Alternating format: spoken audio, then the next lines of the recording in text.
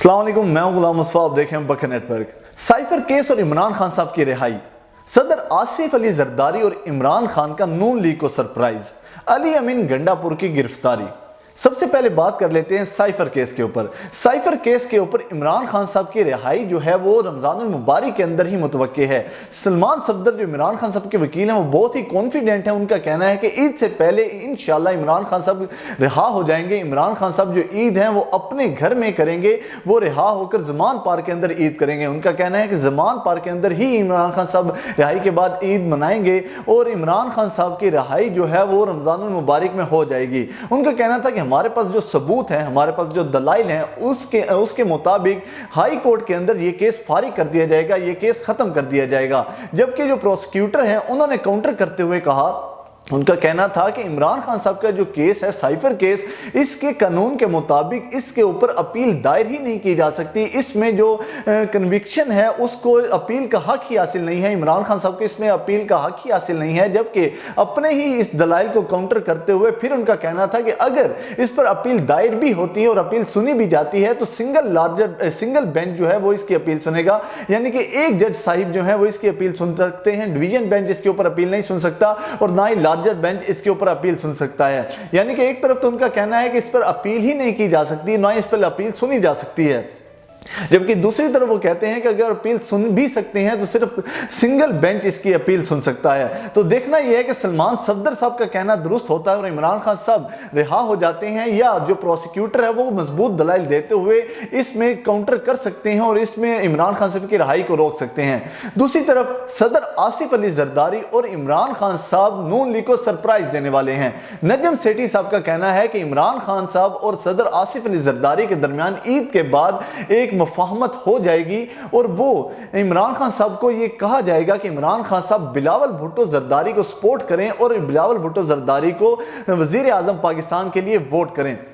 यानी कि सदर आसिफ अली जरदारी जो मुफाहमत के बादशाह समझे जाते हैं, उनकी जानिब से कहा जा रहा है कि वो इमरान खान साहब के साथ एक मुफाहमती अमल में हिस्सेदार होंगे और वो मुफाहमत करेंगे इमरान खान साहब के साथ। और इमरान खान साहब को ये ऑफर की जाएगी कि अगर वो अपने केसेस माफ करवाना चाहते हैं, अगर वो जेल से बाहर आना चाहते हैं, उनकी पार्टी के ऊपर जो इस टाइम जुल्म और सितम हो रहे हैं, अब पंजाब के अंदर जो एहतजाज हुआ उसमें भी वही 8 फरवरी से पहले वाला ही रवैया इख्तियार किया गया, निगरान इंटरिम गवर्नमेंट वाला रवैया ही इख्तियार हुआ। तो ये अगर तमाम जो सख्ती हैं ये पीटीआई से खत्म करना चाहते हैं इमरान खान साहब, तो वो बिलावल भुट्टो जरदारी को सपोर्ट करें और बिलावल भुट्टो जरदारी को वजीर आजम बनाएं।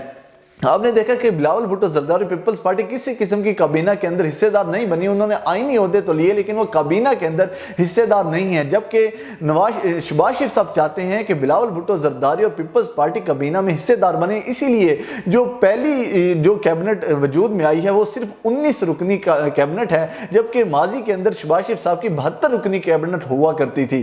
तो अब सिर्फ 19 रुकनी कैबिनेट इसीलिए वजूद में आई है कि बिलावल भुट्टो जरदारी और पीपल्स पार्टी का वेट किया जा रहा है। और कहा यह भी जा रहा है कि वजीर खारजा का ओहदा जो इसाक डार साहब को दिया जा रहा है यह भी आखिरी तौर पर इसाक डार साहब के पास है। यानी कि इस पर वेट किया जा रहा है बिलावल भुट्टो जरदारी साहब के आंसर का। अगर वो हामी भर लेते हैं और काबीना का हिस्सा बनने के पर राजी हो जाते हैं तो बिलावल भुट्टो जरदारी को दोबारा से वजारत खारजा का कलमदान दिया जा सकता है। यानी कि बिलावल भुट्टो जरदारी और आसिफ अली जरदारी साहब एक तरफ तो ये चाहते हैं कि वो इमरान खान साहब उनके साथ मिल जाए, बिलावल भुट्टो जरदारी को सपोर्ट करें और बिलावल भुट्टो जरदारी वजीर आजम पाकिस्तान बन जाए, जबकि नून लीग चाहती है कि बिलावल भुट्टो जरदारी उनके अंडर आए और वो वफाकी काबीना का हिस्सा बन जाए।